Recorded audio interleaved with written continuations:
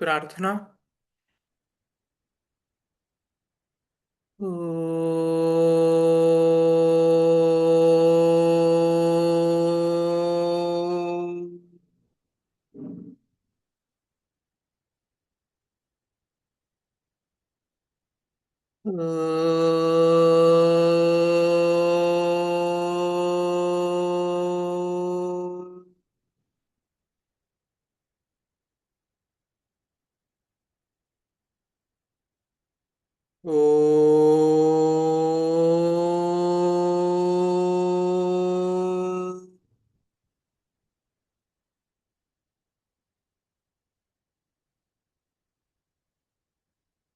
योगेन चित्तस्य पदेन वाचां मलं शरीरस्य च वैद्यकेन योपाकरोत्तं प्रवरं मुनीनां पतञ्जलिं प्राञ्जलिरानतोऽस्मि आबाहुपुरुषाकारं शङ्खचक्रासिधारिणं सहस्रशीर्षं श्वेतं प्रणमामि पतञ्जलिं गुरुर्ब्रह्मा गुरुर्विष्णु गुरुर्देवो महेश्वरः गुरुर्साक्षात् परब्रह्म तस्मै श्री गुरवे नमः.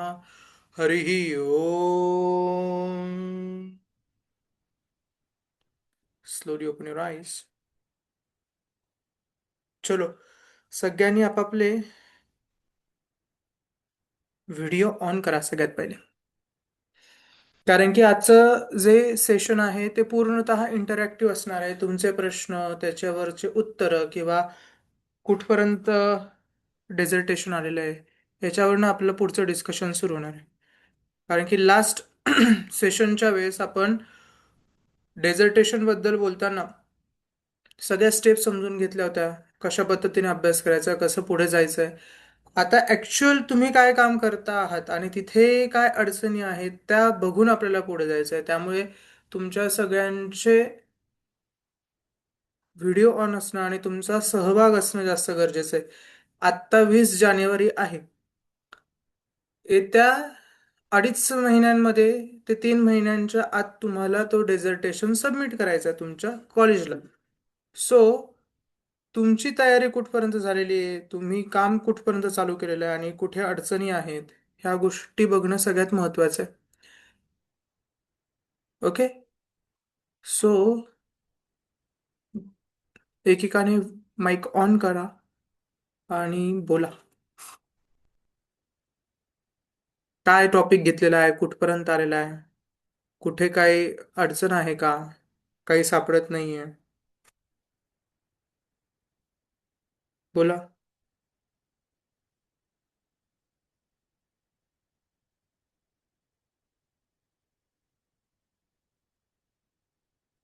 कोणालाच काही अडचण नाहीये, सगळं होतंय व्यवस्थित. प्राचिताई, कुठपर्यंत आलं तुमचा रिसर्च? काय टॉपिक घेतलाय? माझा टॉपिक आहे sir personal reformation through study of Gita and Patanjali Yogasutra. बर. मग त्याचं काम सुरू झालंय? फक्त रिव्ह्यू करून झालाय सर, लिटरेचर रिव्ह्यू. ओके. मग सुरुवातीचं इंट्रोडक्शन वगैरे काही लिहिलं नाही?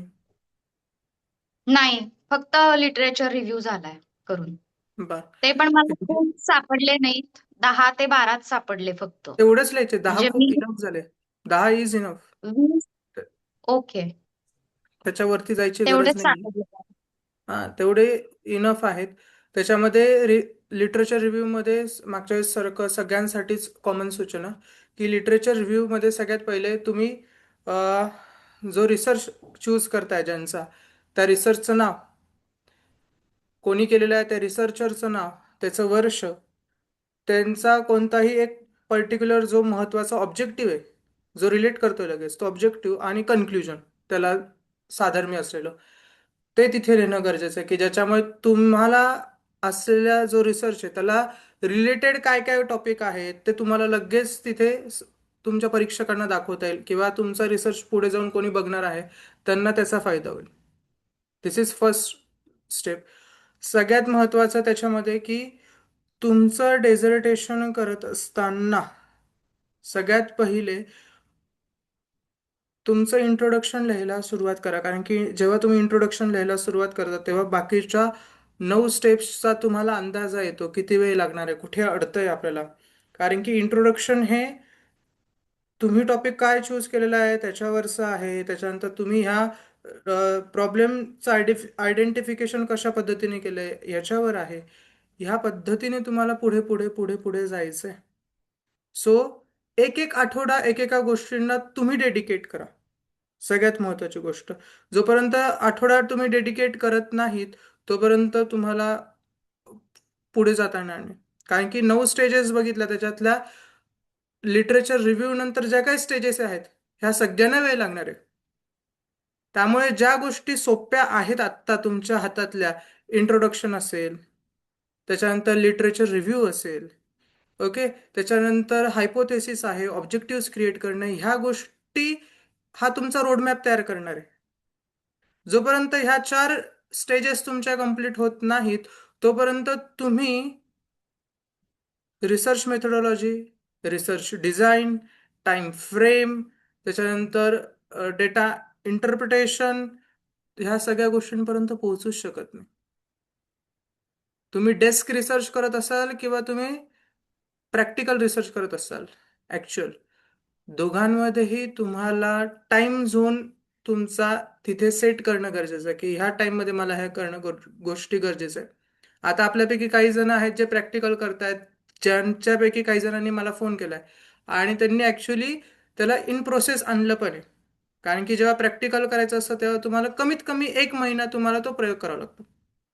ज्याच्यामध्ये प्री टेस्ट आहे, पोस्ट टेस्ट आहे, आणि मग जो जर्नी जो मधला आहे तो सगळ्यात महत्त्वाचा आहे की ज्याच्यामध्ये तुमचे ऑब्झर्वेशन्स वाढणार आहे, की जे तुम्हाला पुढे कॅल्क्युलेशनला मदत करणार आहे. आणि जे डेस्क रिसर्चमध्ये आहे, डेस्क रिसर्चवाल्यांना दुसरं एक काम असं आहे की जे तुम्ही 2 वेगवेगळ्या पद्धतींमध्ये कंपॅरिझन करत आहात ते सगळं थेरॉटिकल आहे, पण दाखवताना ते आपल्याला नंबरिंगमध्ये दाखवायचं आहे. मग त्याचं कन्व्हर्जन करायचं आहे, जे कन्व्हर्जन करून तुम्हाला त्याला बार ग्राफमध्ये, पाय चार्टमध्ये, वेगवेगळ्या फॉर्मॅट्समध्ये त्यांना तुम्हाला प्रेझेंट करायचं आहे. सो याला एक प्रोसेसला वेळ लागतो जोपर्यंत तुम्ही सुरुवात करणार नाही. नाहीतर शेवटी शेवटी 15-20 दिवस 1 महिन्यामध्ये तुम्ही काहीतरी कसं तरी इकडून तिकडून गुगलवरनं आणतात, टाकतात, त्याला मॉडीफाय करतात. आणि हे सगळ्या परीक्षकांना माहिती असतं लँग्वेज कोणती यूज होती. सो रिसर्च करत असताना बेसिकली गोष्ट समजून घ्यायची की जे 1.5 वर्षांमध्ये मी शिकलेलं आहे त्याला आता मला सिद्ध करून दाखवायचं आहे. काय 1.5 वर्षांमध्ये माझ्या डोक्यामध्ये नॉलेज गेलेलं आहे, मी काय समजून घेतलेलं आहे, आणि मग त्याला प्रकट करण्यासाठी हा रिसर्चचा डेझर्टेशनचा आपल्याला टॉपिक दिलेला आहे. कारण की NEP पासून एवढं व्यवस्थित त्यांनी डिझाईन केलेलं आहे की फर्स्ट सेमिस्टरला तुम्हाला रिसर्च काय आहे त्याचं थेरॉटिकल, त्याचं स्टॅटिस्टिकल स्टडी दिलं होतं. सेकंड सेमिस्टरला तुम्हाला त्यांनी वेगवेगळ्या ठिकाणी जाऊन इंटर्नशिप दिली होती. थर्ड सेमिस्टरला तुम्हाला रिसर्च रिपोर्ट होता आणि फोर्थ सेमिस्टरला ॲक्च्युअल तुम्हाला डिझर्टेशन आहे. स्टेप बाय स्टेप आहे, ह्या गोष्टी पहिले नव्हत्या. त्यामुळे तुम्हाला पहिल्या सेमिस्टर पासून इथपर्यंत युजचा जो काही जर्नी आहे तो तिथे तुमचा आला पाहिजे. त्यामुळे अजूनही मला टॉपिक सिलेक्ट करता येत नाही हे जर का कोणाचं असेल तर लवकर सांगा. नाहीतर काय होतं की कॉलेजचे जे रिसर्च गाईड असतात, एकेकाकडे 5-5, 10-10 विद्यार्थी असतात आणि त्यांना स्वतःहून तुमच्याकडे लक्ष द्यायला वेळ नाही, तुम्हाला त्यांच्याकडे सतत जावं लागतं.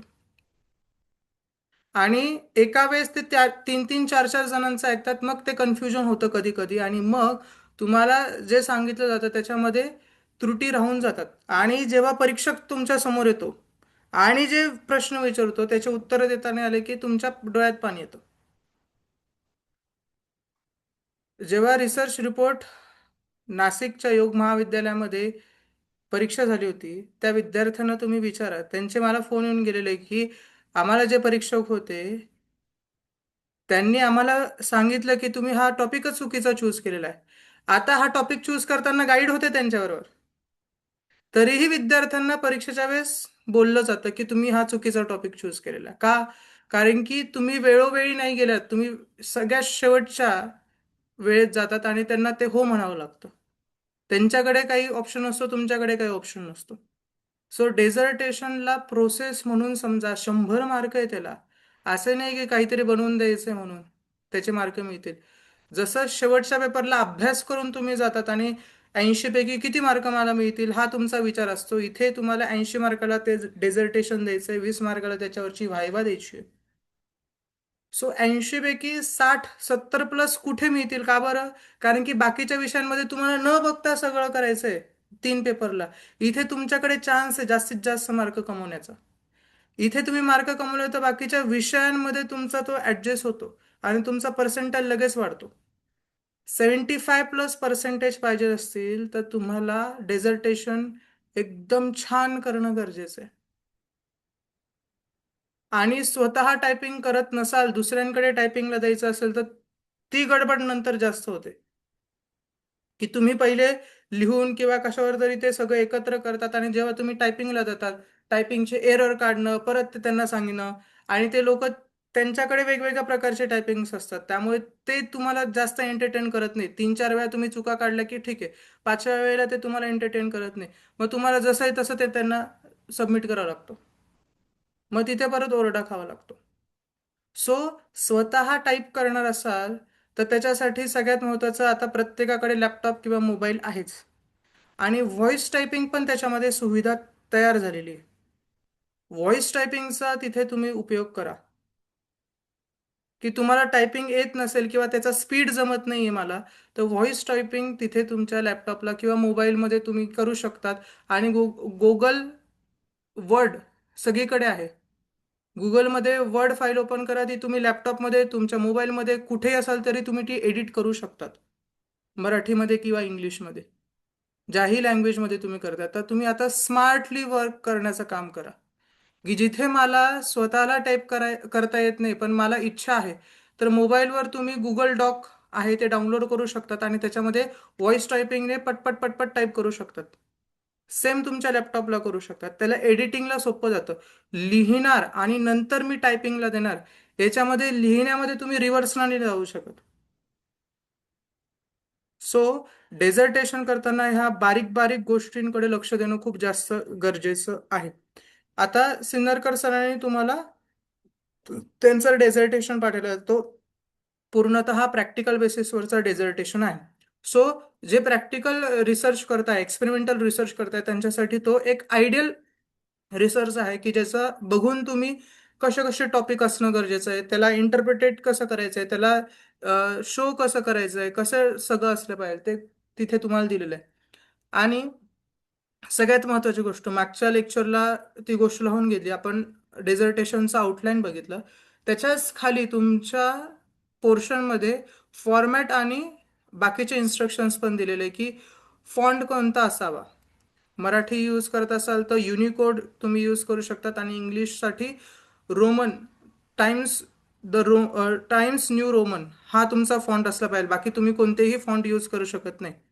तुम्ही विचार केला आपलं सुरेख अक्षरामध्ये आपलं डेझर्टेशन दिसायला पाहिजे. कारण की फॉन्ट खूप प्रकारचे आहेत आपल्या लॅपटॉपमध्ये किंवा पीसी मध्ये. तुम्ही कोणत्याही प्रकारचे फॉन्ट यूज करू शकत नाही. तुम्हाला त्यांनी पर्टिक्युलर दिलेलं आहे की टाइम्स न्यू रोमन इंग्लिशसाठी आणि मराठीसाठी युनिकोडचा तुम्ही कोणता पण यूज करू शकता जो सुटेबल आहे तिथे. फॉन्ट साईज सगळ्या डेझर्टेशनसाठी ही 12 असली पाहिजे. कॅरेक्टर्सची जी साईज आहे ती, ते पण तुम्हाला तिथे दिलेलं आहे. आणि हेडिंग ही त्या 12 मध्येच ती बोल्ड असली पाहिजे. मार्जिन पेपरचं पण त्यांनी तिथे दिलेलं आहे की लेफ्ट साईडने 1.5 इंचाचं, वरतून 1 इंचाचं, खालून 1 इंचाचं आणि उजवीकडून 1 इंचाचं. लेफ्ट साईडने 1.5 इंचाचं बाइंडिंगसाठी त्यांनी अर्धा 1 इंच वाढवून दिलेलं आहे तिथे. दोन्ही लाइनिंग मधील स्पेस ही 1 असली पाहिजे. 1.0.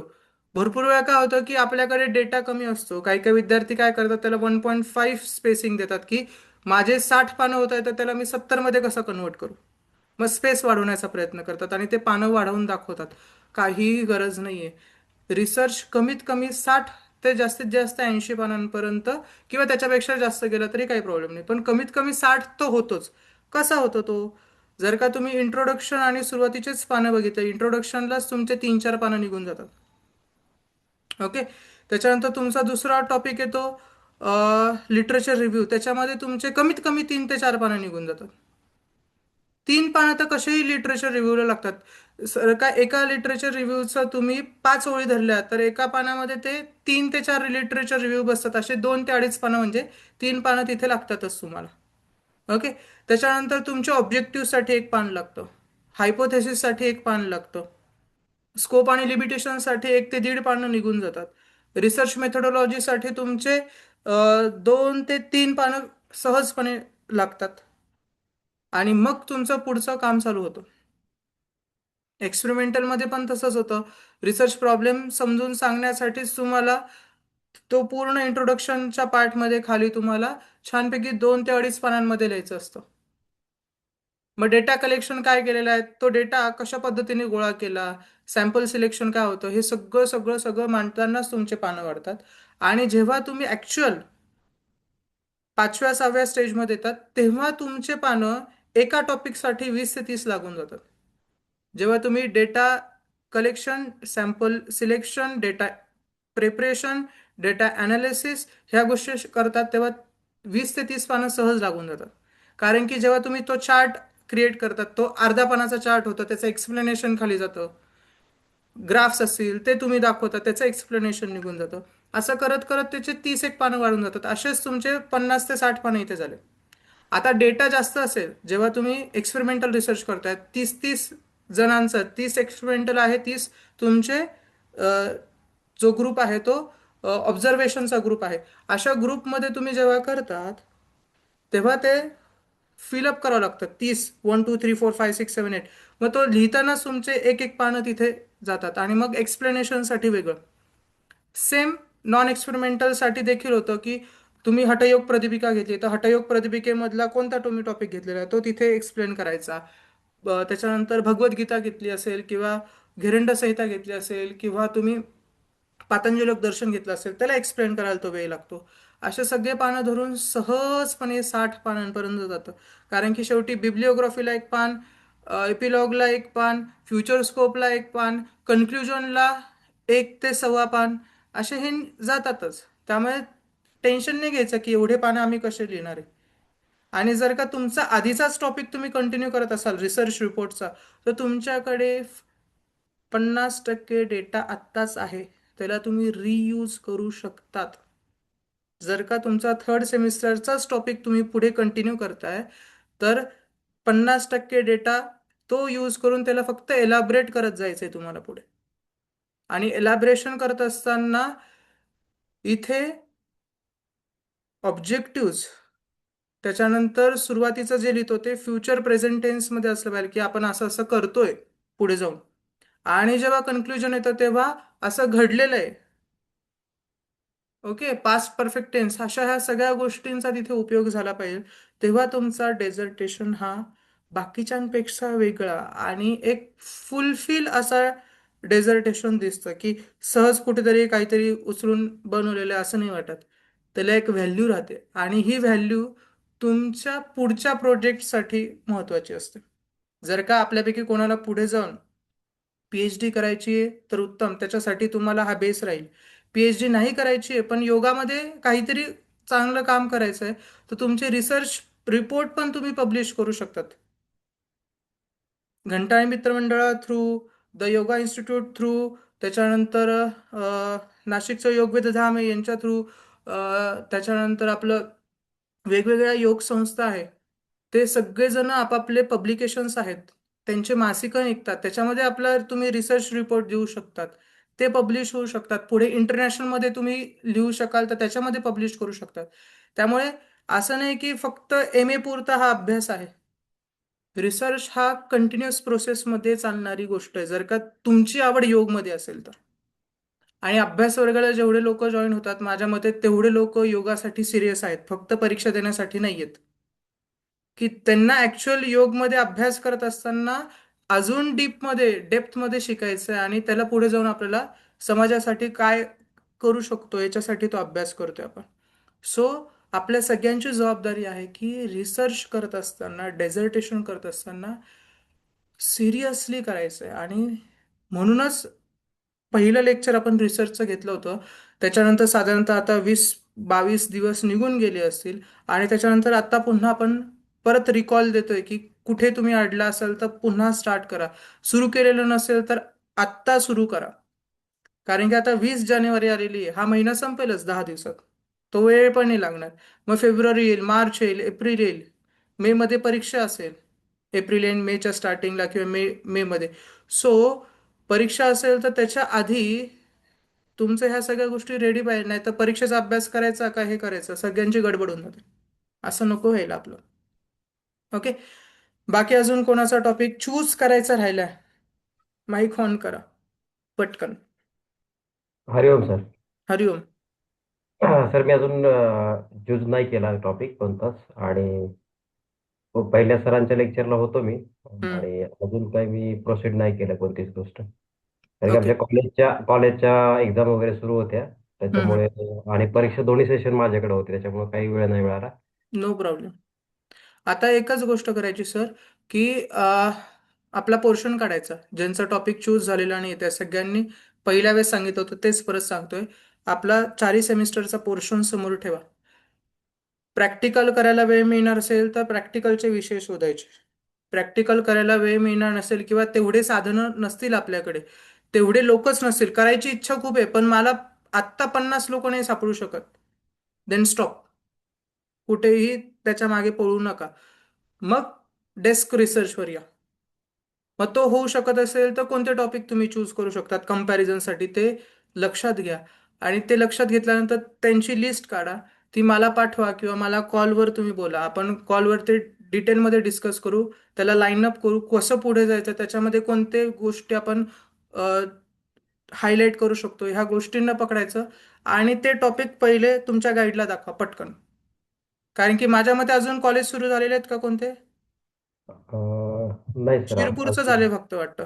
हो. ओके. हो सर, शिरपूरचं झालंय. हा. अजून कोणतं झालेलं आहे कॉलेज सुरू? पुण्याचं झालं घंटाळीचं का तुमचं? योगार्थी चालू झालं का योगार्थी हो पण? झालं सर. सुरू झालं. त्याच्यानंतर योगविद्याधाम सुरू झालं का? कोण आहे योगविद्याधामचं? हो सर, झालं झालं सुरू झालं. झालं सुरू. मग गाईड सगळ्यांकडे आहेत म्हणजे माझ्या मते तरी. होय सर. ओके. सो गाईडशी कॉन्टॅक्टमध्ये राहा. तिथे अडत असेल तर मला विचारा किंवा सिन्नरकर सरांना विचारा, कोणालाही विचारा. पण पुढे जा, थांबू नका. आत्ता तुम्ही विचार कराल मला अडल्यासारखं वाटतंय मग मी कोणालाच विचारणार नाही किंवा कसं विचारू कोणाला, काहीही होणार नाही. वेळेवर तुम्हालाच टेन्शन येईल आणि तुमचाच बीपी वाढेल. आणि योग शिक्षकांचा बीपी वाढायला नको, सगळ्यात महत्वाची गोष्ट. सो पुढे जा, एक एक स्टेप तरी पुढे जा. टॉपिक चूज करणं म्हणजे पण एक स्टेज झाली. इंट्रोडक्शन लिहिणं दुसरी स्टेज. आता सगळ्यांना एक टास्क आहे. आज आहे 20 तारीख म्हणजे मंगळवार. पुढच्या मंगळवारपर्यंत सगळ्यांचं इंट्रोडक्शन लिहिणं झालं पाहिजे. फक्त इंट्रोडक्शन, एकच टॉपिक सांगितलं मी, बाकी काहीच नाही. इंट्रोडक्शन फक्त लिहिणं गेलं पाहिजे. त्याच्या पुढे गेलं तर उत्तम, पण कमीत कमी सगळ्यांचं इंट्रोडक्शन लिहिलं गेलं पाहिजे. ओके. टॉपिक चूज करून इंट्रोडक्शन लिहा. ते पण टाईप करा, माझ्या मते मोबाईलवर करा किंवा लॅपटॉपवर पण टाईप करा. ते तयार करा. मग आपण पुढच्या आठवड्यात पुढच्या गोष्टींकडे जाऊ. एक एक गोष्ट स्टेप बाय स्टेप पुढे गेलात तर तुम्हाला लवकर फेब्रुवारीपर्यंत तुमचा रिसर्च कम्प्लीट होईल माझ्या मते. एवढं आपल्याला टार्गेट ठेवायचं आहे. मग पुढे जाऊन टेन्शन नाही येणार. कारण की मुलांच्या घरामध्ये परीक्षा असतील तर ते मार्चमध्ये तेच गडबड घरात चालते. मग स्वतःच्या अभ्यासाकडे काही लक्ष राहत नाही. सो आत्तापासून त्या फ्लोमध्ये या तुम्ही सगळेजण. अजून कोणाला काही प्रश्न, काही शंका, कुठे सर अडकलात? हरिओम सर. हरिओम हरिओम हरिओम. सर फ्लॅग चेक होतो का आपल्याकडे? काय? प्लॅगॅरिझम वगैरे पण, प्लॅगॅरिझम चेकिंग वगैरे पण करतात का? नाही. नाही का? ज्यांच्यामध्ये आपण ते म्हणजे कॉपी आहे की नाही सेंटेन्सेस ते चेक करतो. काय होतं की हे एमएचं डेझर्टेशन आहे, बरं. हम्म. त्याच्यामध्ये ह्या गोष्टी कुठे कॉपी करून घेतलेल्या हे चेक नाही होत. पण जे शिक्षक आलेले असतात परीक्षा घ्यायला त्यांना आपल्या चेहऱ्यावरनच कळतं. की ह्या व्यक्तीने रिसर्च, आपल्याकडे हा स्कॅन आहे योगवाल्यांकडे, की ते समोरच्याकडे बघून सांगतात की रिसर्च एने बनवलेला आहे, याला कोणीतरी बनवून दिलेला आहे, का याने डायरेक्ट उचलून फक्त नाव बदललेलं आहे. कारण की जे नाव बदलतात ते वर्ष बदलायचं विसरतात, आणि वर्ष बदलायचं विसरलं की ते लगेच कळतं त्यांना. ते पीएचडी लेवलला करतात की हे कोणाचं कॉपी आहे की नाही, हे सगळं त्या सिस्टीम थ्रू. कारण की तिथे बारकोड वगैरे लावलेले असतात, ते सगळं पीएचडी लेवलला जे थेसिस होतं त्याच्यामध्ये ह्या सगळ्या गोष्टी चेक होतात, पण आपल्या एम एच्या लेवलला नाही होत. आणि सर आपलं ते सुरुवातीचे जे पेजेस आहे सर्टिफिकेट पेजेस, त्यांचा काही फॉर्मॅट आहे का आपल्याकडे? आत्ता तुम्ही सिंदरकर सरांचं रिसर्च ओपन करून बघितलं तर त्याच्यामध्ये हो सगळ्या हो गोष्टी तशाच्या तशा दिलेल्या आहेत. हो हो, तेच पेजेस जे सर्टिफिकेट राहतात ना ते तशाच्या सुरुवातीचे. तशा आभार, ऋण निर्देश वगैरे ह्या सगळ्या गोष्टी तशाच्या तशा, परवानगीसाठीच असेल तशाच्या तशा ते लिहायचं. सर मला माझ्या टॉपिक बद्दल थोडं विचारायचं होतं. हम्म हम्म बोला. तुमचं मत हवं होतं ऍक्च्युली. हम्म मी जो टॉपिक घेतला आहे तो डेस्कच आहे, म्हणजे रिव्ह्यूच आहे. हम्म त्याच्यामध्ये समाधी योगाचं मी कंपॅरिझन करतोय, म्हणजे घेरंड संहिता, हठयोग आणि पतंजली दर्शनानुसार समाधी योगाची तुलनात्मक अभ्यास. हम्म तर याच्यामध्ये चांगला होऊ शकतो का रिसर्च? गाईड काय बोलले तुमचे?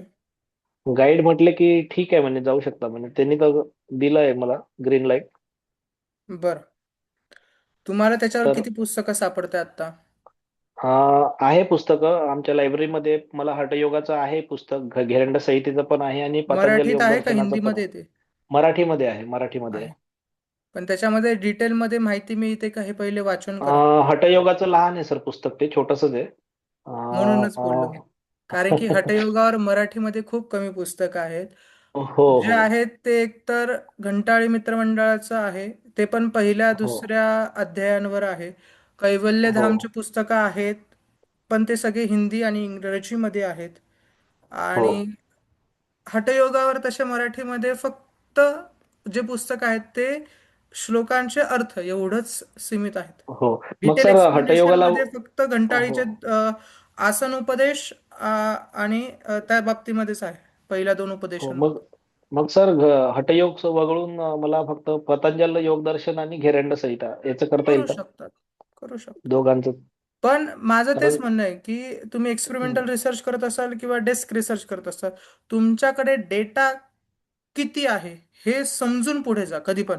आत्ता मी टॉपिक चूज केला आणि मला माहितीच मिळत नाही, मग मी टेन्शनमध्ये यायला लागतो, मग मी गुगलवरनं काहीतरी काढतो, इकडून काढतो तिकडून काढतो. नथिंग. पहिले तुमचं प्रायमरी डेटा कलेक्शन किती आहे ते शोधा, सेकंडरी डेटा कलेक्शन किती आहे ते शोधा. मग माझ्याकडे आता डेटा व्यवस्थित आहे का, मग मी याच्यामध्ये पुढे जाऊ शकतो का, मग पुढे जा. ओके. सो ह्या आठवड्यात तुमचं हं, काम तेच असणार आहे की पहिले डेटा किती गॅदर होतोय तो डेटा गॅदर करा. हिंदीमध्ये असेल तर तुम्हाला ते ट्रान्सलेट करून मराठीमध्ये सगळं टाईप करणे. हं, ओके. मग तो किती मिळतोय, कुठून मिळतोय, तुमच्या विषयाशी संबंधित किती मिळतोय, हे सगळं बघा. हं, आणि तुम्ही जे कंपॅरिझन करणार आहात, सगळ्यात महत्वाची गोष्ट, जे कंपॅरेटिव्ह स्टडी करताय, एक मुद्दा दोन्ही ठिकाणी लागू झाला पाहिजे, तरच ते कंपॅरिझन होतं. याच्यामध्ये हे आहे त्याच्यामध्ये ते आहे असं लिहून चालणार नाही. ह्या गोष्टी दोन्ही ठिकाणी, आता समाधी घेतली तर समाधीच्या बाबतीमध्ये यांचे काय काय मुद्दे आहेत आणि यांचे काय काय मुद्दे आहेत, साम्य आणि भेद ह्या दोन्ही गोष्टी असल्या पाहिजे. पूर्णतः फक्त भेद भेद भेद भेद भेद लिहिलेला असेल तर मग कंपॅरिझन कसलं करणार. काहीतरी साम्य, हं. एखादा टक्का तरी साम्य पाहिजे की ज्याच्यामुळे त्या दोन्ही ग्रंथांना एका पातळीवर ठेवू शकू आपण. ओके. हो सर. सो हो त्या पद्धतीने पुढे जाऊ. हा, रुपालीताई, मग शोभाताई, मग पुढे. ओके. Sir yes. सर त्रिगुणांवर माझा विचार आहे काहीतरी करायचा. हम्म. इज अ फंडामेंटल स्टडी, पण मी काय करू त्याच्यावर मी जाम कन्फ्युज आहे. म्हणजे त्रिगुणांचं कसं इथं कम्पॅरेटिव्ह स्टडी करायचं झालं तर कोणत्या ग्रंथांचं करता येईल सपोज? ओके. तुम्ही मागच्या वेळेस आपलं बोलणं आलं होतं ते पुढे कंटिन्यू नाही केलं? नाही सर, मला ग्रुप नाही मिळणार आहे. ग्रुप अहो, नाही मिळणार आहे मला. मी एक्सपेरिमेंटलचा विचारच काढून टाकला, कारण मी जेवढं नो ट्राय प्रॉब्लेम. मला कोणी परमिशन देत नाही. Yes yes, no problem, no problem. कारण की आता माझ्या डोक्यात मध्ये तेच होतं की जेव्हा रिसर्च कंप्लीट करण्याचा वेळ येतो सगळ्यांचाच, तो वेळ असतो दिवाळीनंतरचा, आणि भरपूर ठिकाणी तेव्हा गर्दी असते. म्हणजे शाळेचा असेल तरी परीक्षांचा कालावधी असतो, किंवा कोणत्याही तुम्ही ऑफिसेसमध्ये जाल तर तेव्हा तो मार्च एंडिंग एप्रिलचा कालावधी असतो. सो कोणीही एंटरटेन करत नाही शेवटच्या दिवसांमध्ये, ह्या जानेवारी टू मार्च एप्रिलपर्यंत, आणि तोपर्यंत आपल्याला सगळं सबमिशन करायचं असतं.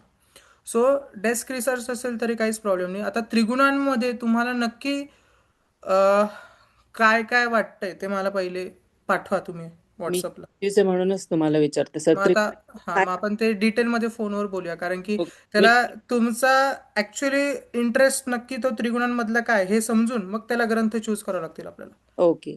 ऍक्च्युली मला एक युट्यूबवर एक सिरीज मिळाली ज्याच्यामध्ये 7 लेक्चर्स आहेत त्या सरांचे. Doctor Shrikrishna I think Deshpande नाव आहे त्यांचं. हं. त्यांचे लेक्चर्स आहेत, तर त्यांनी खूप छान त्रिगुण समजावून सांगितलेत त्याच्यामध्ये. तर मी ते ऐकत होते. मग त्यांनी काही पुस्तकांचे रेफरन्सेस दिले? नाही, ते फक्त त्यांचा डिस्कोर्स येतो असं, म्हणजे ते बोलतायत प्रवचन सारखं आहे सॉर्ट. बरं, ओके, तर ते छान एक्सप्लेन केलंय त्यांनी त्याच्यामध्ये. तर ठीक मी आहे. म्हटलं ते तसंच्या तसं उतरून काढून लिहून काढून जर त्यात काही करता आलं तर आय मीन. बर, पण कंपॅरिझन करताना त्यांनी त्रिगुणांचं कोणत्या कोणत्या ग्रंथांवर केलेलं आहे हे तुम्ही शोधून. कंपॅरिझन नाहीच आहे त्यात, ते फक्त हा, एक तो फंडामेंटल रिसर्च ठेवलाय fundamental फक्त त्यांनी, की एकदम बेसिक लेवलला. ओके, levelचं. चालेल ना, मला एकदा ते पाठवा पण काय आहे ते तुमचं. मी पाठवते लिंक. हा, मग मी ते एकदा बघतो आणि मग आपण तसं डिस्कस करूया पुढे. Yes sir. Okay. Okay, yes. Shobhatai बोला. हा, हरिओम सर. हरिओम. माझ्या रिसर्चचं नाव म्हणजे एक्सपेरिमेंटल्स आहे, पण त्याचं नाव आदिवासी वसतिगृहातील विद्यार्थिनींच्या शारीरिक आणि मानसिक आरोग्यावर योगाभ्यास आणि प्राणायामचा सकारात्मक होणारा परिणाम अभ्यासणे असं ओके, आहे. आता तो तर सकारात्मक काढून होणारा परिणाम लिहा फक्त, की तो सकारात्मक होणार आहे की नाही हे आपण आत्ताच त्याला गृहीत नाही धरायचं. त्यांचा शारीरिक आणि मानसिक स्तरावर होणारा परिणाम. It's okay. ओके. ओके, हा, हा, पण मला ह्याच विचारायचं होतं की आता आपण हे शोधताना किंवा हा अभ्यास करताना आधी जुन्या रिसर्चचा आपण थोडासा म्हणजे पाठपुरावा करणार. मग ह्याच्यासाठी मी फोकस आदिवासी मुलींनाच करणार का हॉस्टेल मधल्या सगळ्या मुलींना इन करणार? जनरल विद्यार्थ्यांवर योगाचा होणारा परिणाम असे शोधले तर तुम्हाला रिसर्चचे टॉपिक सापडतील. आदिवासी असं फक्त असं आदिवासी नको. पर्टिक्युलर नाही सापडणार, किंवा तुम्ही आदिवासींवर वेगवेगळे जे प्रयोग झालेले आहेत फक्त योगाचेच नाही, मग त्यांचे फिजिकल आणि मेंटल त्यांचे म्हणजे त्यांची इन्व्हॉल्वमेंट होऊन पुढे त्यांचे जी प्रोग्रेस होते याच्यासाठी वेगवेगळे काय प्रोग्राम झाले आतापर्यंत, त्याच्यावर काय रिसर्च झालेले ते पण धरू शकतात. म्हणजे आदिवासी लोकांवर होणारे रिसर्च प्लस विद्यार्थ्यांवर होणारे योगाचे रिसर्च असे कंबाईन तुम्ही वेगवेगळे रिसर्च घेऊ शकतात, कारण की तुमच्याकडे आदिवासी हे पण नाव आहे आणि हो. विद्यार्थ्यांवर होणारा योगाचा हे पण तुमचे टॉपिक आहे. मग तुम्ही आदिवासी लोकांवर आतापर्यंत काय काय प्रयोग झालेले आहेत? हेमल कसाला खूप छान छान प्रयोग झालेले आहेत. पण ते विद्यार्थी नसले तरी चालतील का? कारण हे वसतिगृहामध्ये मी करते हॉस्टेलमध्ये. हा, म्हणजे मग आदिवासी हॉस्टेलमध्ये असतील तर त्याच्यामध्ये लोकांवर प्रयोग केले जातात, मग त्याच्यामध्ये वयोगट काय राहत नाही तुमच्याकडे. तिथे 16 ते 28 वर्षापर्यंतच्या मुली हा, आहेत त्या हॉस्टेलमध्ये. हा, हा. मग त्याच्यामध्ये अजून एक तुमचा ऍड होऊ शकतो. तुम्ही जेव्हा लिटरेचर रिव्ह्यू शोधाल की मुलींवर होणारा योगाचा परिणाम काय आहे, हा पण तुम्ही धरू शकता. मग ओके. लिटरेचर रिव्ह्यू मध्ये, कारण की तुम्ही पर्टिक्युलर मुलींवर करताय त्यामुळे मुलींच्या बाबतीमध्ये काय रिसर्च झालेला आहे योगाचे ते तुम्ही त्याच्यामध्ये घेऊ शकतात. वसतिगृहातल्या लोकांवर काय रिसर्च झालेले आहे ते तुम्ही त्याच्यामध्ये घेऊ शकतात. प्लस योगाचा विद्यार्थ्यांवर काय परिणाम होतो याच्या बाबतीतले तुम्ही रिसर्च त्याच्यामध्ये घेऊ शकतात. असे तुम्हाला आता स्कोप वाढला तुमचा तिथे. ओके, म्हणजे हे सगळे मी टॉपिक एकामध्ये ऍड करू शकते? करू शकतात. का बरं? कारण की तुमचा जो टॉपिक आहे त्याला धरून आहेत. असं नाही की हा. फक्त योगाचेच तुम्ही लिटरेचर रिव्ह्यू दिला पाहिजे. That is not compulsion. हा. कारण की तुमचा जो टॉपिक आहे त्याच्यामध्ये वसतिगृह आहे, तर मग वसतिगृहांवर काय काय रिसर्च झालेला आहे आतापर्यंत, PhD लेवलला असेल किंवा वेगवेगळ्या रिसर्च फॉर्मॅटमध्ये असेल. कारण की सायकोलॉजिकल एक्सपेरिमेंट करून पण वसतिगृहांवर केले जातात प्रयोग. हम्म. ओके, सोशल ॲक्टिव्हिटीज थ्रू पण त्यांच्यावर प्रयोग केले जातात की त्यांचं वेगवेगळ्या पद्धतींचा शारीरिक मानसिक विकास होऊन त्यांना इंडिपेंडंट होण्यासाठी वेगवेगळे प्रोग्राम्स राबवले जातात. मग त्यांच्यामध्ये काय बदल घडतात याच्यावरचे रिसर्च असू शकतात, ते पण त्याच्यामध्ये तुम्ही घेऊ शकता. आणि आदिवासी मग फक्त आदिवासी विद्यार्थी नाही येणार, कम्युनिटी येणार का म्हणजे? नाही, तुम्ही जर का आदिवासी घेणार असाल तर तुम्ही पर्टिक्युलर त्या वयोगटाला शोधण्याचा प्रयत्न करा किंवा ती कम्युनिटी म्हणजे तुम्ही हॉस्टेलचे म्हणताय, मग हा. तसे टॉपिकवरच शोधण्याचा प्रयत्न करा. अजून तुम्ही त्याला व्हास्ट करू नका, कारण की बरं. कम्युनिटी घेतल्यानंतर खूप येतं त्याच्यामध्ये. Okay sir, okay. ठीक आहे सर. येस. आणि आणि ठराविक त्याच्यामध्ये योगाभ्यास सगळ्यात आपण महत्वाचं ना, घेणार आहोत तर? वयोगट तुम्ही डिसाईड करा ताई. कारण की तुम्ही आत्ता बोललात की 18 ते 28 वयोगटातले आहेत, म्हणजे साधारणतः कॉलेज पासून जे जॉब करणारे आहेत असे पण पण आहेत.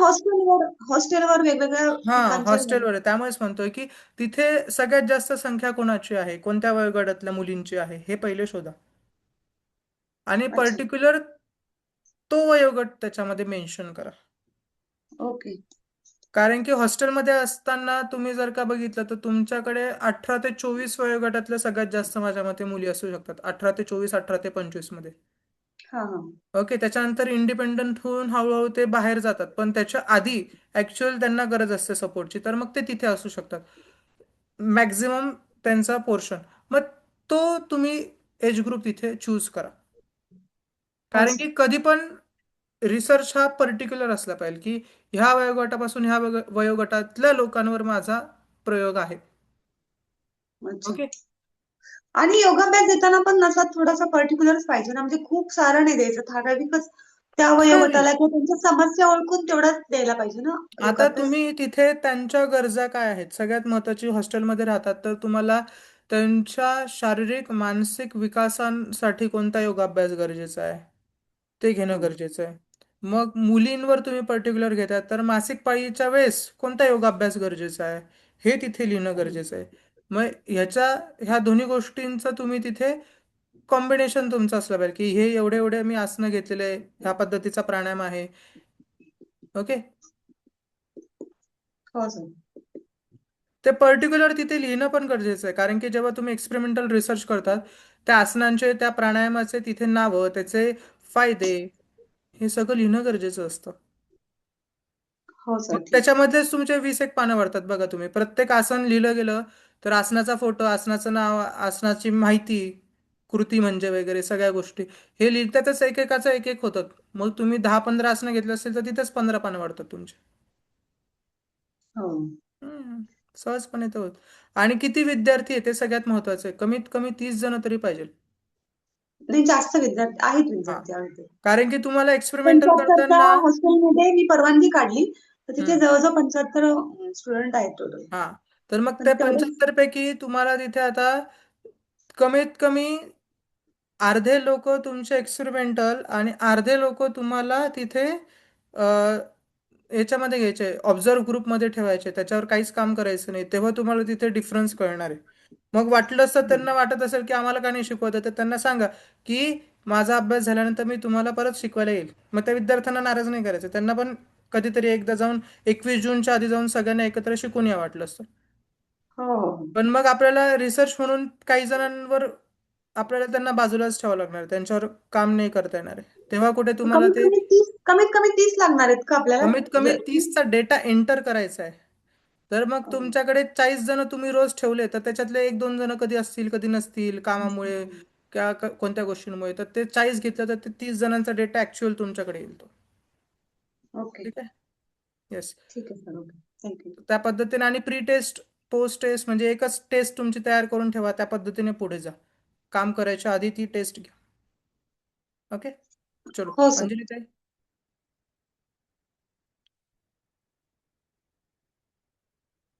आहात का?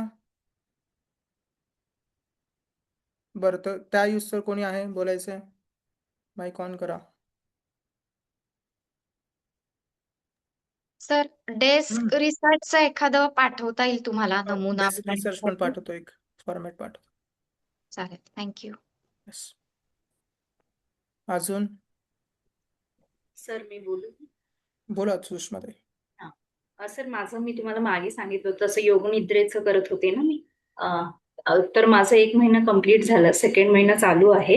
तर लोकांचं कसं होतं, पहिल्या महिन्यात भरपूर जणांनी अटेंड केलं, मग दुसऱ्या महिन्यात हळूहळू कमी होत गेली.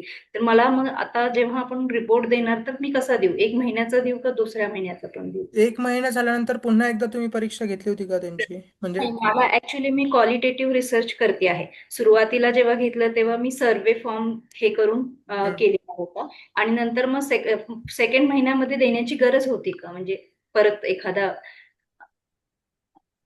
सर्वे फॉर्म, की तुम्हाला कसं वाटतंय, काय वाटतंय ते?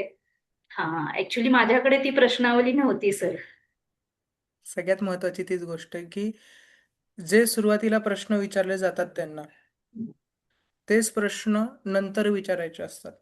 ओके. की त्या पर्टिक्युलर प्रश्नांची उत्तरं देताना पहिले त्यांची मानसिकता किंवा जी काही शारीरिक स्थिती होती, आता 1 महिन्याचा अभ्यास झाल्यानंतर त्यांच्यामध्ये काय बदल झाला त्याच प्रश्नांची उत्तर लिहिताना ह्या दोघांचं कंपॅरिझन प्री आणि पोस्ट टेस्ट म्हणून होतं आपलं. ओके, सो तुम्ही अजूनही केलेलं नसेल तर तेच प्रश्न त्यांना पुन्हा पाठवा. वेगळा गुगल फॉर्म कॉपी पेस्ट करता येतो, गुगल फॉर्ममध्ये पण नवीन कॉपी बनवा त्याची आणि ते त्यांच्याकडनं भरून घ्या. आणि सगळ्यात महत्त्वाची गोष्ट की किती जणांवर करताय? मी आता 30 जणांवर करते आहे. बरोबर. तर 30 जणांवर करताय तर त्या क्वालिटेटिव्हला रिप्रेझेंट तुम्हाला त्याचं कन्व्हर्जन क्वांटिटीमध्ये करावं लागणार आहे की त्यांच्या मानसिकतेमध्ये पहिले त्यांची चिडण्याची काय काय तुम्ही त्याच्यामध्ये प्रश्न लिहिलेले असाल की झोप त्यांना लागत नव्हती, तर मग आता झोप लागायला लागलेली आहे. हम्म. जो ग्राफ असेल तो तुम्हाला तिथे दाखवावं लागणार आहे ते तसं. किंवा सकाळी उठल्यानंतर त्यांना फ्रेश वाटत नव्हतं, आता वाटायला लागलेलं आहे. किंवा झोपेचा कालावधी पहिले खूप जास्त होता, आता तो कमी झालेला आहे, तरी मला फ्रेश वाटतं, कमी क्वालिटेटिव्ह स्लीप झालेली आहे. किंवा वेगवेगळे काही तुमचे त्याच्यामध्ये तुम्ही प्रश्न लिहिलेले असेल तर त्या प्रश्नांची आधीची उत्तरं काय आणि आत्ताची उत्तरं काय ह्या दोघांना कम्पेअर करा. आणि उत्तरं कोणी पाठवत नसेल तर फोन करून रिक्वेस्ट करा. रिसर्च करत असताना तुम्ही जेवढं लोकांच्या मागे लागून किंवा त्यांना हंबल रिक्वेस्ट करून जेवढे तुम्ही त्यांच्याकडनं फॉर्म भरून घ्याल तेवढं तुमच्याकडे डेटा जास्त जमा होईल, कारण की गरज आपल्याला आहे आता. आपल्या योग वर्गातल्या विद्यार्थ्यांसारखं ते नाही आहे की त्यांना आपण ओरडू शकतो किंवा काही बोलू शकतो, रागवू शकतो, असं नाही. इथे ॲक्च्युली गरज आपल्याला आहे. सो आपल्याला त्यांच्या मागे लागून ते करून घेणे. आणि येत नसेल आता 1 महिना झालेला आहे, इट्स इनफ. पुढचा तुम्ही कंटिन्यू करा, हा कंप्लीट करा महिना, नो प्रॉब्लेम. पण डेटा जेव्हा घ्याल तर तो 1 महिना जेव्हा व्यवस्थित सगळे लोक येत होते तेव्हाचा तो गॅदर करून तो तिथे सबमिट करायचा आपल्याला. ठीक आहे. येस. सर, आपण ते प्रश्न म्हणजे प्रश्नाद्वारे त्यांची माहिती गोळा करणार आहे, म्हणजे त्यांना प्रश्न प्री टेस्ट आणि पोस्ट टेस्ट साठी तर ते गुगल फॉर्म द्वारे करू शकतो का आपण? ते पेपरवर वेगवेगळे पेपर देऊन आपण त्यांच्याकडून ते सोडून घ्यायचे? सगळ्यात महत्वाची गोष्ट, तुमच्याकडे विद्यार्थी हे ऑफलाईन येत आहे की ऑनलाईन येत आहे याच्यावर येते. ऑफलाईन तिथे जाऊन ऑफलाईन मी येत आहे तर शिकणार. तुम्ही प्रिंट आउट काढू शकता सहजपणे, कारण की तुमच्या समोर भरून तुमच्या हातात येतील ना ती माहिती. हो. गुगल फॉर्म सबमिट होतोय नाही सबमिट होतोय ह्या गोष्टींमध्ये पडायचंच नाही मग आपण. हो. जेव्हा तुम्ही ऑनलाईन घेताय, जसं ह्या ताईंनी योग निद्रेचं घेतलं म्हणजे ऑलमोस्ट त्यांचं ऑनलाईनच असणार आहे. बरं, मग ऑनलाईन असेल तर गुगल फॉर्म तिथे बेटर पडतो, कारण की एक व्यक्ती त्या शहरातलाच असेल असं काही नाही, तो वेगवेगळ्या भागातला असेल. आता तुम्ही हॉस्टेलमध्ये जाणार तर तुमच्या समोर तुम्ही 70 मुलींना ते फॉर्म दिले आणि लगेच 70 जणींकडनं कलेक्ट केले, हे तुम्हाला सोपं जातं. माझ्याकडे डेटा आत्ताच्या आत्ता आलेला आहे, हो. तुम्हाला वाट बघावी नाही लागत. मग पण मग त्या डेटावरून आपण 70 पानाचं वेगळीच आहे, पण मग डेटावरून ते आपण आपल्या प्रेझेंटेशन मध्ये कसं ऍड करायचं, ते मॅपद्वारे का? येस, सगळ्यात महत्त्वाची गोष्ट तीच आहे की जेव्हा तुम्ही प्रश्न बनवतात, पॉझिटिव्ह जे प्रश्न असतात आणि त्याचे 4 ऑप्शन असतात, तर पॉझिटिव्ह प्रश्नांचे जे उत्तर असतात त्याला चढत्या क्रमाने आपल्याला त्याचे मार्क द्यायचे असतात. सॉरी, उतरत्या क्रमाने 4, 3, 2, 1 असे मार्क द्यायचे असतात. खूप चांगलं वाटतंय, चांगलं वाटतंय, बरं वाटतंय आणि वाईट वाटतंय असं काही असेल तर ते चढत्यापासून उतरत्या क्रमाकडे असं घेऊन जायचं आहे. आणि जे निगेटिव्ह प्रश्न असते त्यांचं 1, 2, 3, 4 अशा पद्धतीने घेऊन जायचं. म्हणजे जेव्हा तो नाही म्हणतो त्याला 4 मार्क असतील. मला हे अजिबातच आवडत नाही, याला ते 4 मार्क असतील त्याच्यामध्ये जेव्हा तो निगेटिव्ह प्रश्न लिहितोय. मग ह्या दोन्ही प्रश्नांसाठी तुम्ही कुठे कुठे मार्क दिलेले हे तुमच्याकडे लिहिलेलं पण पाहिजे, की जेव्हा ते आपल्याला सॉल्व्ह करून देतील तेव्हा आपण घरी येऊन काय करणार, की पहिल्या दुसऱ्या तिसऱ्या 10 प्रश्न आपल्या समोर ठेवले, त्याचे उत्तर प्रत्येकाचे एका वहीवर लिहून घ्यायचे, की विद्यार्थी नंबर 1, डेझर्टेशन मध्ये कोणाच्याही नावं लिहायचे नसतात, मग विद्यार्थी नंबर 1, मग त्याने पहिल्या प्रश्नाचं उत्तर काय लिहिलं, दुसऱ्याचं काय, तिसऱ्याचं काय, चौथ्याचं काय, पाचव्याचं काय, ABCD असं सगळ्यांचे टाकून घ्यायचे. मग आता आपल्याकडची जी एक मास्टर आन्सर की आहे, की ज्याच्यामध्ये आपण प्रत्येक आन्सरला मार्क दिलेले आहे काहीतरी, मग ते एच्या पुढे काय आहे, बीच्या पुढे काय आहे, ते 4, 2, 3, 1 असे ते तिथे मार्क फिलअप करायचे, त्यांची खाली टोटल लिहायची, बाजूला जायचं, त्याची टोटल करायची, असे 30 जणांची टोटल करायची. ओके. अच्छा. मग याच्यामधून आपल्याला सगळं पुढचं काम करता येणार आहे. म्हणून पहिल्या सेमिस्टरला आपल्याला स्टॅटिस्टिक्स होतं, की हे हो कसं सर. क्वालिटीला क्वांटिटीमध्ये आणायचं आहे आणि क्वांटिटीमध्ये आणून त्याला कसं एक्सप्लेन करायचं आहे. मग तिथे तुमची टी-टेस्ट यूज होणार. ओके. जेव्हा तुम्ही प्रश्न काढाल आणि त्याला मार्क द्याल तेव्हा मला ते पाठवा, म्हणजे आपल्याला डिस्कस करता येईल, की तुम्हाला कुठे अडत असेल तर त्याला आपण पुढे घेऊन जाऊ. ठीक हो आहे. सर. त्याच्या बाबतीमध्ये काही माझ्याकडे सॅम्पल असेल तर मी पण ते पाठवतो, की अशा पद्धतीने हो तुमचे क्वेश्चन तयार करा, त्याला असे मार्क द्या आणि त्याला पुढे घेऊन जा. ठीक आहे. हो सर. हो ठीक. येस, थँक्यू अंजली ताई सर. बोला. हरिओम सर. हरिओम. माझा विषय जो होता म्हणजे मी पहिले वेगळा घेतलेला, पण आमच्या बगाडिया सरांनी मला थोडंसं त्याच्यात मॉडिफिकेशन करायला सांगितलं. आध्यात्मिक मार्गातील विपश्यना ध्यान आणि प्रेक्षाध्यान यांचा तौलनिक अभ्यास हम्म. असं त्यांनी मला करायला सांगितलंय. तर माझ्याकडे विपश्यना ध्यानवर बरेचसे लिटरेचर आहे, कारण मी ऑलरेडी 2 वेळा विपश्यना ध्यान इगतपुरीला केलेलं आहे. पुस्तकं आहेत त्यांचं माझ्याकडे एक ग्रुपमध्ये भरपूर माहिती आहे. प्रेक्षाध्यानचं मी शोधत होते शोधगंगावर, तर मला तिथे माझ्या विषया निगडीत असं काही नाही सापडलं. मला प्रेक्षाध्यानवर वेगवेगळे रिसर्च भेटले, तर मग मी त्याचा संदर्भ देऊ शकते का? हा, प्रेक्षाध्यानवर काय काय रिसर्च भेटले ते पहिले बघा आणि ते काय हा. रिलेट करते आपल्या टॉपिकला. त्याच्यामध्ये त्यांनी प्रेक्षाध्यान कौटुंबिक म्हणजे घरामधल्या लोकांवर म्हणजे त्यांच्या नातेसंबंधावर प्रेक्षाध्यान कसं प्रभावी आहे किंवा प्रभावी. लहान मुलांवर प्रेक्षाध्यान कसं प्रभावी आहे हम्म. असं ते मला त्याचे रिसर्च मला ते भेटलेत. हम्म. आणि त्याच्यामध्ये त्यांनी सगळी माहिती दिली जी आपण ऑलरेडी दर्शनामध्ये शिकलेली. प्रेक्षाध्यान बरोबर. म्हणजे काय त्याचं पूर्ण सगळं दिलेलं आहे. बरोबर. पण विपश्यना ध्यान आणि याचं ते मला कुठे कॉम्बिनेशन नाही भेटलं. तर लिटरेचर रिव्ह्यू मध्ये मला थोडीशी जरा शंका येते. मग मी बर, ते कसं हे करू? छान. एक काम करा तुम्ही त्याच्यामध्ये, की आता तुम्ही कोणते टॉपिक शोधलेले प्रेक्षाध्यानावरचे जे लिटरेचर रिव्ह्यू मधले ते हा मला पाठवा.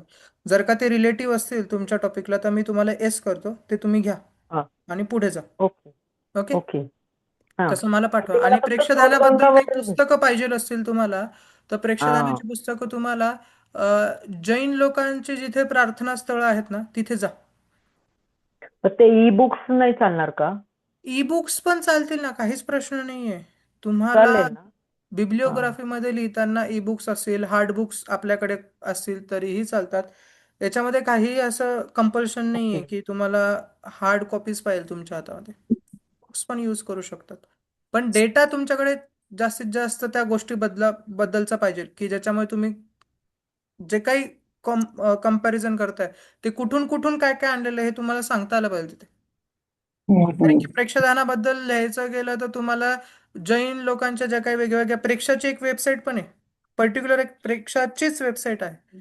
मी मागे एकदा बघितली होती की प्रेक्षाध्यान ज्या एका संस्थे थ्रू शिकवलं जातं तिथे त्यांची प्रेक्षाची स्वतःची वेबसाईट आहे. ओके जसं हा TM शिकवलं जातं, ट्रान्सडेंटल मेडिटेशन. हा ओके. ते हा फक्त महेश योगींच्या परंपरेमधले जे लोक आहेत हा ज्यांना परवानगी आहे ते शिकवू शकतात, बाकी कोणी शिकवू शकत राईट नाही. राईट मग राईट जसं राईट राईट प्रेक्षाध्यान पण कोण करतं, फक्त जैन लोकच हो करताना दिसतात. मग हो त्यांच्याच ओके वेबसाईटवर किंवा त्यांच्या रिलेटेड काही पुस्तक असतील तिथेच तुम्हाला त्या गोष्टी सापडतील. ओके मग तिथे जाऊन तुम्ही बरं ते शोधा, तुम्हाला सहजपणे चालेल सापडेल. किंवा असंही चालेल. नाही सापडलं तर तुम्ही जैन कोणी ओळखीचं आहे का तुमचे? माझ्या घराच्या तिथे आहे जैन मंदिर. मग मी बस तिथे जाऊन जा, भेट हा बिंदास जा. चालेल चालेल चालेल का बरं कळलं ते सांगू मला. का? कारण की जैन लोकांचं आत्ता वेगवेगळे लहान मुलांपासून मोठ्यांपर्यंत ते परीक्षा घ्यायला लागलेले, त्यामुळे त्यांनी त्यांचे वेगवेगळे पोर्शन्स क्रिएट केलेले आहेत, की अच्छा. या वयातल्या मुलांसाठी हे शिकवलं गेलं पाहिजे, त्याच्यानंतरच्या लोकांसाठी हे शिकवलं गेलं पाहिजे. मग त्यांनी ओके प्रेक्षकांना कुठेतरी इंट्रोड्यूस केलेलं असेल, मग त्याचं तिथे ओके बेसिक पासून त्यांनी माहिती दिलेली असेल त्यांच्या, ओके मग ओके तिथे तुम्हाला ते एकदम प्रॉपर मिळून जाईल. बरोबर. दुसरा प्रश्न माझा असा आहे की जसं तुम्ही मगाशी मॅडमला एक्सप्लेन करताना सांगितलं की नाही ते सरांना नाव विसरले त्यांचं मी, की दोन्ही ह्याच्यातलं तुम्ही तुलना म्हणजे साम्य आणि भेद तुम्हाला दोन्ही दाखवायचंय. ते त्यांनी समाधीबद्दल तुम्ही आता जे बोलत होता, हम्म. तर ह्याच्यामध्ये मी कसं मांडू शकते? म्हणजे तौलनिक अभ्यास हे म्हणजे मी आता विपश्यना ध्यान इज टोटली डिफरंट टुगेदर आणि प्रेक्षा ध्यान एक टोटली डिफरंट आहे. तर मग हम्म. मांडणी करताना मला पहिले बौद्ध दर्शन म्हणजे बौद्ध हो. ते सगळं सांगताना तुम्हाला विपश्यना ध्यान पद्धती कुठून आलेली आहे, त्याचा ओके उगम हा बौद्ध हा धर्मापासूनचा जो जसा आहे त्याचा तुम्हाला लिहायचं आहे, हा किंवा त्याचे ओके ऑब्जेक्टिव्ह काय. प्रत्येक ध्यानाचे आपापले काहीतरी ऑब्जेक्टिव्ह असतात, की याच्यापासून आपण ओके ही प्रोसेस फॉलो केल्यानंतर इथपर्यंत आपण पोहोचणार. सेम ओके प्रेक्षाध्यानाचं तुम्हाला तिथे प्रोसेस लिहायची, दोघांची हम्म प्रोसेस लिहिणं गरजेचं आहे. आता दोघांच्या प्रोसेसमध्ये कुठेतरी साम्य आहेच, हम्म भरपूर साम्य आहेत. बरोबर. प्रेक्षाध्यानामध्ये जाल, आता प्रेक्षाध्यानामध्ये तुम्हाला वेगवेगळ्या स्टेजेस पण दिलेले आहेत त्यांनी. हो हो हो क्लेशा ध्यान आणि ते सगळं आहे. क्लेशच्या आहे, कार्य ऊर्जा काया आहे, त्याच्यामध्ये काय वेगवेगळ्या पद्धतीचे तीन त्यांनी 11 हो 10 का 11 स्टेप्स आहेत. 8-9 हा, प्रकारचे स्टेप्स मग आहेत त्या त्या. स्टेजेस त्या दिलेल्या आहेत त्या पद्धतीच्या त्या. हम्म, त्याच्यानंतर विपश्यनेमध्ये त्यांनी काय दिलेलं आहे, की मग तुम्ही तिथे सांगू शकतात की इथे 10 दिवसांचा जो प्रोग्राम केला जातो, पहिले 3 दिवस काय होतं, मग हम्म, नंतरचे 7 दिवस काय होतात, मग ती प्रोसेसच अशी का ठेवलेली आहे विपश्यना हम्म, ध्यान पद्धतीची. मग हम्म. ठीक दोघांच्या आहे. याच्यामध्ये पण त्यांनी दिलेले की एवढ्या एवढ्या वर्ष ही साधना करायची, की त्याच्यानंतर तुम्हाला कुठेतरी जाऊन तुम्ही वन स्टेप लेवल अप व्हाल त्या ध्यान पद्धतीमध्ये. म्हणजे मोक्ष प्राप्तीसाठी तुम्हाला दोन्ही पद्धती तुम्ही आहे ना, मग तेच दोन्ही आहे करू पद्धती शकता. मोक्षप्राप्तीसाठी आहे ना. मग दोघांमध्ये साम्य कुठेतरी सापडणारच तुम्हाला, आणि गौतम बुद्ध आणि महावीरांमध्ये खूप साम्य सापडतात. हा जेव्हा ओके तुम्ही त्यांचे उद्देश बघायला जाल ना, तेव्हा तुम्हाला साम्य सापडतील. प्रोसेसमध्ये तुम्हाला कुठेतरी साम्य सापडतील, मग ते साम्य, मग ते भेद, हम्म. या दोघांमध्ये कंपॅरिझन करा, खूप छान होईल ते. ओके. आणि अजून एक विचारायचं की जस्ट आउट ऑफ क्युरिओसिटी की ह्याच्यामध्ये काही काही जण म्हणजे जसं मी आता स्वतः विपश्यना ध्यान 2दा केलेलं आहे, माझ्या मैत्रिणींनी केलेलं आहे किंवा माझ्या ओळखीचं, तर त्यांचे असे इंटरव्ह्यू टाईप असं मी तिथे टाकू शकते का? नाही, हे कधी अच्छा. टाकू शकता जेव्हा तुम्ही एक्सपेरिमेंटल रिसर्च करताय आणि तुम्ही लोकांकडनं करून घेताय, तेव्हा त्यांचे तुम्हाला तिथे रिझल्ट तसे तुम्ही प्री आणि पोस्ट टेस्टमध्ये तुमचे तेच हा हा रिझल्टच गॉट इट दाखवता तुम्ही, ते तिथे दिसतात. गॉट इट पण जेव्हा तुम्ही एक्सपेरिमेंटल टेस्ट डेस्क रिसर्च करताय, ग्रंथांच्या बाहेर जायचंच नाही आपल्याला, फिजिकल बॉडीज दाखवायची नाही तिथे तुम्हाला. दोन कळलं ग्रंथांचा पर्टिक्युलर तुम्हाला तिथे चल स्टडी करायचा आहे, कम्पॅरेटिव्ह. चालेल चालेल चालेल. ओके, माझ्या जे मी साईट शोधून काढलेत ते मी तुम्हाला पाठवा. ईमेल करते. येस, ईमेल मेल करते. करा किंवा मला व्हॉट्सअप केलं तरी काहीच प्रॉब्लेम नाही. ओके, व्हॉट्सअप नाही होणार कारण मी त्याच्यामध्ये ना अटॅचमेंट ते रिसर्च पेपरचे मी ठीक आहे, डाउनलोड करून ठेवलेत, चालेल ना, तर ते मला मी सगळं मेल करा. पाठवते तुम्हाला. हो, मेल हो करा, सर काहीच. चालेल या, चालेल धन्यवाद. येस. अजून कोणाला काही प्रश्न, काही शंका? हॅलो सर, येस, आवाज येतो सुजिता सर? मुला. माझा आहे topic to investigate the effects of city आवाज सिक्स्टी असा लांबू आल्यासारखं वाटतंय. Okay okay sir. Direct PC earphone काढले तरी डायरेक्ट बोलता येत असेल तर तसं बोला, म्हणजे तो आवाज. नाही, मी डेस्कटॉपवर आहे. हा, मग मला परत लॉग आउट करावं लागेल. नाही, बोला बोला, मग बोला. नंतर बोलते मग सर, पर्सनल टाकून चालेल. बरं, चालेल, मला टाकाल असं, ओके. काही प्रॉब्लेम. येस, येस, निलांबरी ताई बोला. सर मी अंतरंग साधना हा टॉपिक घेतलाय आणि पातंजल योगसूत्रामधले पंचक्लेश त्या अंतरंग साधनेला कसे अडथळा निर्माण करतात आणि त्याचबरोबर दुसरा एक दुर्गा सप्तशती ग्रंथ आहे जो त्याच्यामधलं मध्यम चरित्रातले फक्त 2 अध्याय जे आहेत, तिसरा आणि पहिला नाही, दुसरा आणि तिसरा. चौथ्या अध्यायामध्ये स्तुती आहे देवीची, त्यामुळे दुसरा आणि तिसरा अध्याय या 2 अध्यायांमध्ये वास्तविक पाहिलं तर ते नुसतं महिषासूर वधाची कथा नसून प्रत्यक्षात ते अंतरंग साधना ती कशी आहे, म्हणजे ते राक्षसांचं आक्रमण वगैरे ते त्याचं म्हणजे त्या ग्रंथातल्या त्या 2 अध्यायाचा टीकात्मक असा भाग अभ्यास यांचं कंपॅरिझन करायचं, तुलनात्मक अभ्यास करायचं असं ठरवलंय आणि दोन्हीमध्ये साम्य आणि भेद. मग त्याचं फ्रेमिंग केलं, थोडीशी प्रस्तावना पण लिहून झाली आहे. पण मी ती पाठवीन तुम्हाला, मी कारण माझ्या हस्ताक्षरात लिहिलेली आहे, मी अजून ते टाईप वगैरे काही केलेलं नाहीये. लिहिण्यात मला वेळ गेला तो सगळा, त्यामुळे झालं तसं. तर ते त्याच्यामध्ये मला साम्य आहे, भेद पण आहे तसा. भेद फार थोडासा दिसतो मला, पण पंचक्लेशांचं वर्णन करत असताना हे जे आहेत पंचक्लेश, त्याच्यामध्ये आपले जे प्रत्येक म्हणजे कर्मेंद्रिय आणि जे ज्ञानेंद्रिय आहे त्याच्यावरती अधिपत्य करणाऱ्या देवतांवरती त्या राक्षसी प्रवृत्ती कशा आक्रमित करतात, म्हणजे काम, क्रोध, मद, मोह, मत्सर हे कसं तुम्हाला त्रासदायक होतं आणि त्याच्यावरती तुम्ही कसा विजय मिळवू शकता, अशा तऱ्हेचं ते टीका त्याच्यामध्ये मला मिळालेली आहे. पण मला 1-2च टीका आतापर्यंत मिळाल्या. जरा थोड्याशा जास्त मिळाल्या तर मला बरं होईल, पण मी खूप शोधलं, मला मिळालंच नाही. एकच फक्त स्वामी समितानंदांची मिळाली, रात्रंदिनामा युद्धाचा प्रसंग. देवी भागवत आहे, त्याच्यानंतर एक धनंजय देशपांडेंचं पुस्तक आहे शाक्तपंथीयाचं तसं. तर मग ते टीका मात्र मला त्याच्यामध्ये बहुतेक भरपूर अशा काही मिळालेल्या नाही. त्या मिळाल्या तर मला थोडंसं अभ्यासाला. गाईडने तुम्हाला परवानगी दिली ना हा टॉपिक चूज करायची? हो, दिली आहे. आमच्या प्रिन्सिपल यांच्याशी मी बोलले, तर त्या म्हणाल्या हरकत नाही असं करायला. लिहून का तुम्हाला म्हणजे म्हणजे होईल ना, म्हणजे चांगल्या तऱ्हेचा असा हा विषय वेगळा आहे थोडासा. विषय वेगळा आहे, करता पण येईल, पण त्याच्यामध्ये सगळ्यात महत्त्वाचं तेच की तुमच्याकडे डेटा हा व्यवस्थित असला पाहिजे. कारण की कंपॅरिझन करताना जसं आता तुम्ही बोललात की सप्तशतीच्या बाबतीमध्ये अगदी 1 का 2 पुस्तकं किंवा थोडी काही प्रमाणातच पुस्तकं त्याच्यामध्ये तुम्हाला अवेलेबल होत आहे. सो त्यांची संख्या अजून तुम्हाला कुठे मिळते का? स्वामी स्वरूपानंदांचं म्हणजे तेच पुस्तक बोललात का तुम्ही आता, स्वामी स्वरूपानंदांचं नाही, लिहिलेलं? सवितानंदांचं हे सवितानंद, ओके सवितानंदांचं. ओके, सवितानंदांचं. मग अजून कोणते काही तुम्हाला टीका असणारे ग्रंथ सापडताय का ते बघा. नसतील तर ह्या ग्रंथांमधूनच जे आता तुमच्याकडे अवेलेबल आहे त्याच्यामधून जास्तीत जास्त तुम्ही लिहू शकताय का? नसेल लिहू शकत तर मग त्याच्यामध्ये काय पर्टिक्युलर चेंज करता येईल ते आपण बघूया. कारण की विषय, मी तेच सगळ्यात पहिले सांगितलं की विषय निवडताना आपल्याकडे किती डेटा आहे ह्या सगळ्यात महत्त्वाची गोष्ट, की आपल्याला आवडते ती गोष्ट, इट्स नॅचरल, पण आवडते त्याच्यापेक्षाही जास्त त्याच्याबद्दलची माहिती आपल्याकडे आत्ता किती अवेलेबल आहे, हा सगळ्यात महत्त्वाचा टॉपिक आहे. ती माहिती असेल तर मग आपल्याला पुढे जाता येतं. ती माहिती नसेल आत्ता अवेलेबल. युट्यूबवरचं आहेत बहुतेक पुष्कळ असं, ते धनश्री लेलेंचं आहे, बऱ्याच जणांचं युट्यूबचं माझ्याकडे आहे.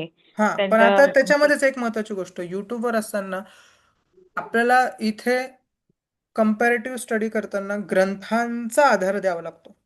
हो ना, म्हणूनच. हो, मग आता तुम्ही एक गोष्ट करू शकतात की त्यांना तुम्ही तिथे मेल करू शकतात. जर का त्यांचा मेल आय डी त्या त्या पेजच्या खाली मिळाला तर त्यांना मेल पाठवून तुम्ही त्यांच्याकडनं काही संदर्भ ग्रंथ आहे का ते तुम्ही विचारू शकतात, आणि ते लवकरात लवकर अवेलेबल झाले तर त्याला पुढे जाऊन घेऊन जाऊ शकतात तुम्ही. रुपाली, ते तुमच्यासाठी पण सेम आहे की तुम्ही जे काही यूट्यूबवर बघता आहात ते बघत असताना त्या लोकांना तुम्ही मेल करून त्यांच्या बाबतीतले संदर्भ ग्रंथ तुम्हाला मिळत आहे का ते बघा. कारण की कुठेतरी त्या लोकांनी अभ्यास केलेला असणार, कोणते तरी ग्रंथ वाचलेले असतात, कुठून तरी त्यांना तो अभ्यास करताना सपोर्ट मिळालेला असतो वेगवेगळ्या पुस्तकांचा. तर ते कोणते आहेत हे विचारा त्यांना मेल, आणि त्यांच्याकडनं ती माहिती मागवा. बर. मग तुम्हाला कुठेतरी जाऊन ते लिहायला सोपं जाईल. ओके, चालेल सर, मी बघते. येस, तुम्ही पण आणि निरांबरत आहे, तुम्ही पण तेच करा की ज्याच्यावर तुम्ही बघितलं की ज्याच्यामध्ये तुम्हाला हे वाटलं की हा टॉपिक आपण घेऊ शकतो, त्यांना ऍक्च्युअल तुम्ही मेल करा ओके. की चालेल. मी ह्या गोष्टींवर रिसर्च करते, तर मला त्याच्यासाठी संदर्भ ग्रंथ लागताय, तर प्लीज मला त्या ग्रंथांची नावं ते कुठे उपलब्ध होऊ शकतात, मला मदत कराल का म्हणून देतात आणि लोक. ओके. ओके, चालेल. ओके. थँक्यू. या. सर, पुण्यात भांडारकर इन्स्टिट्यूटमध्ये प्रणव गोखले म्हणून आहेत. तर त्यांचा दुर्गा सप्तशतीवर खूप अभ्यास आहे.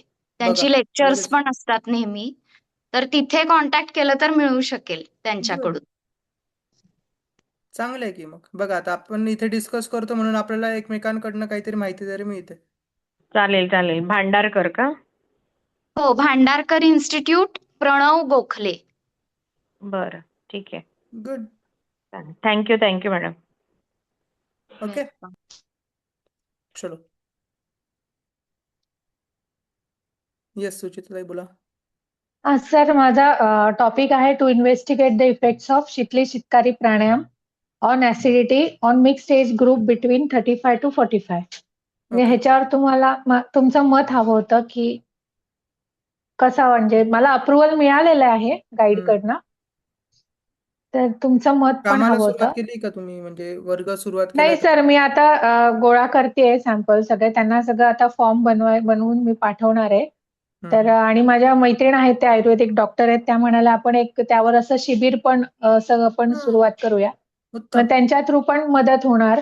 आणि मला तुम्हाला हे पण विचारायचं की ह्याच्यामध्ये त्यांना थोडा आहार पण सांगायचा का? सांगू शकतात. कारण कोणी फक्त शीतली शीतकारी लिहिताना प्राणायामासाठी येणार हा नाही. पण लिहिताना तुम्हाला मेन काय आहे, शीतली आणि शीतकारीवर लिहावं लागणार आहे आणि त्याला सपोर्टिव्ह तुमचा योगिक आहार असणारच आहे. पण बरोबर. रिसर्च मध्ये लिहिताना तुम्हाला पर्टिक्युलर शीतली आणि शीतकारी करताना त्यांना काय परिणाम होतोय हे बघायचंय. कारण की आहार वेळेवर झाला नाही तर किती प्राणायाम केला तरी काय उपयोग नाही. बरोबर. त्यामुळे आहार तिथे असणारच आहे.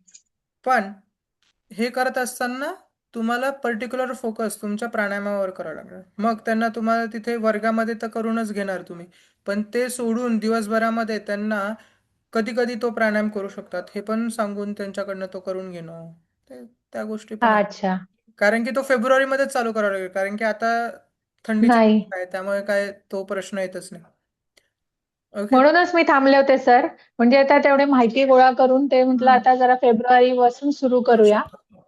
नक्कीच. आणि मग सर एक 10 मिनिटं म्हणजे आता आपण वर्गामध्ये किंवा ऑनलाईन जरी असेल तरी 10 मिनिटं पुरे होतं ना? कारण जास्त वेळ नाही करू शकणार कोणी. सुरुवातच त्यांची 1-1 मिनिटाचे 3 हो. राऊंड 4 राऊंड पासून हां, घ्या. हां. मग 2 आणि मिनिटाचे पण 3 राऊंड घ्या, मग 3 मिनिटाचे 2 राऊंड घ्या, मग 5 मिनिटाचे 2 राऊंड घ्या, मग कॉम्बिनेशन मध्ये घ्या. हा एकदा घेतल्यानंतर मग दुसरा घ्या, परत पहिला घ्या, परत दुसरा घ्या. मग त्याला अच्छा. जोडून तुम्ही ओंकार ध्यान घ्या, मध्येच ओंकार साधना घ्या, कारण की फक्त प्राणायामाला कोणी येणार नाही. नाही सर, मला तेच विचारायचं होतं. मग एक थोडं पुरं खालचाली आणि थोडं कॉम्बिनेशन सूर्यनमस्कार ठेवा घेऊन ना, त्याच्यामध्ये असं कॉम्बिनेशन करून ठेवणं मग ते पण गरजेचं आहे. चालेल ना? काही आसनं घ्या त्याच्यामध्ये, पण लिहिताना पर्टिक्युलर तुम्ही प्राणायाम घेताना लिहिताना प्राणायामाबद्दलच लिहा.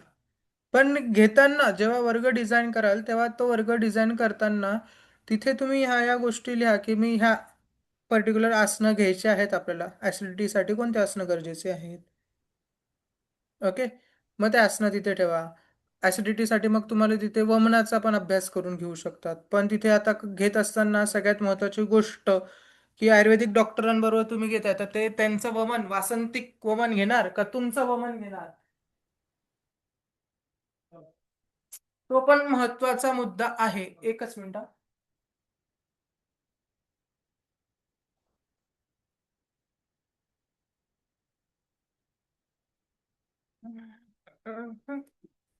एकच मिनिट. बोला बोला, तुम्ही बोलू शकता, मी ऐकतोय. नाही सर, हे झालं, मला असं वाटतं नेटचा इश्यू झाला. नाही, माझा मी व्हिडिओ ऑफ केला. अच्छा अच्छा.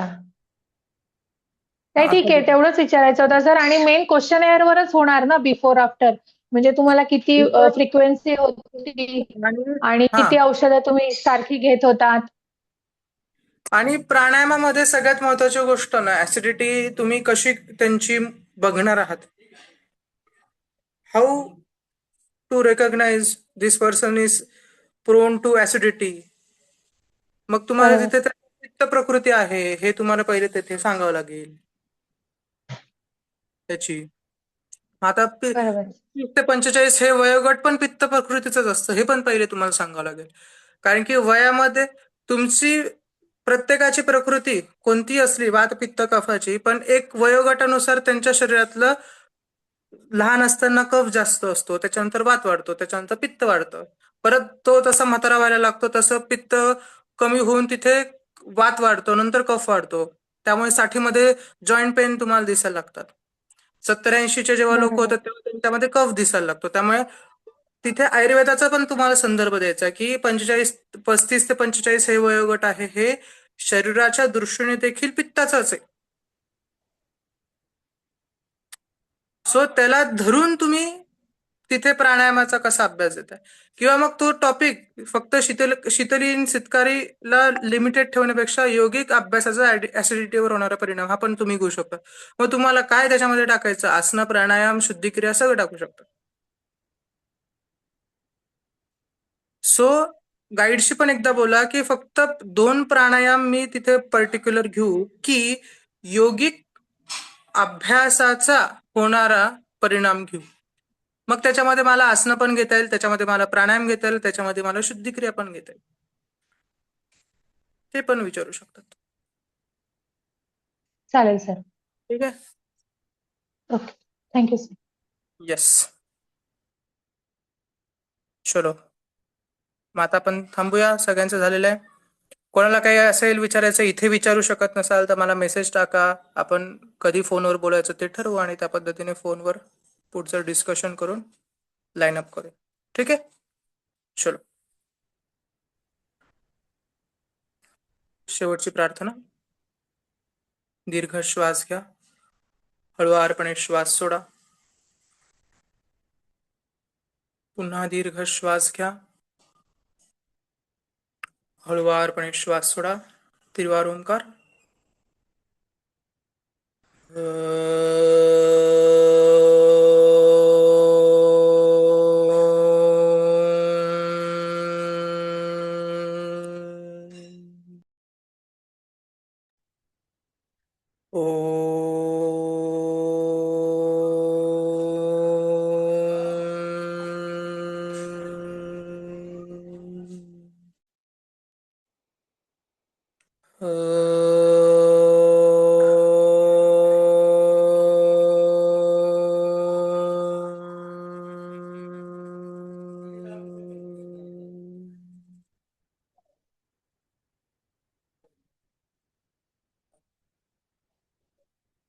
ओम शांती शांती शांती. हरि ओम. सो आपण पुढच्या लेक्चरला भेटूया, तोपर्यंत अभ्यास करा.